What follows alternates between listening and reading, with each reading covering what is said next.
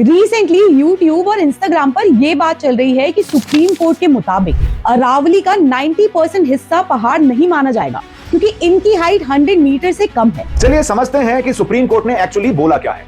सच ये है कि आज तक अरावली हिल्स की कोई क्लियर डेफिनेशन थी ही नहीं। इसी वजह से माइनिंग माफिया के कई केसेस कोर्ट में चल रहे थे। इसलिए सुप्रीम कोर्ट ने मिनिस्ट्री ऑफ एनवायरनमेंट को एक कमेटी बनाने को कहा जो अरावली की एक ऐसी डेफिनेशन दे जिसे सुप्रीम कोर्ट एक्सेप्ट कर पाए। इस डेफिनेशन के हिसाब से जो भी पहाड़ लोकल रिलीफ से 100 मीटर या उससे ज्यादा ऊंचा हो उसे अरावली हिल्स माना जाएगा।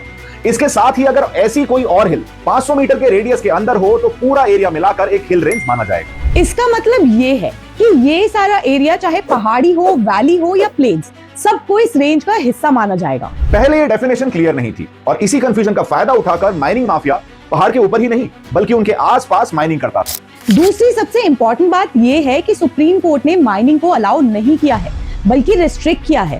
कोर्ट ने एक प्रॉपर मैनेजमेंट प्लान बनाने को कहा है और जब तक ये प्लान तैयार नहीं होता तब तक नए माइनिंग लाइसेंसेस पर रोक लगा दी गई है। ये कहीं भी नहीं लिखा है कि अगर हिल 100 मीटर से छोटी है तो माइनिंग ऑटोमेटिकली अलाउड हो जाएगी।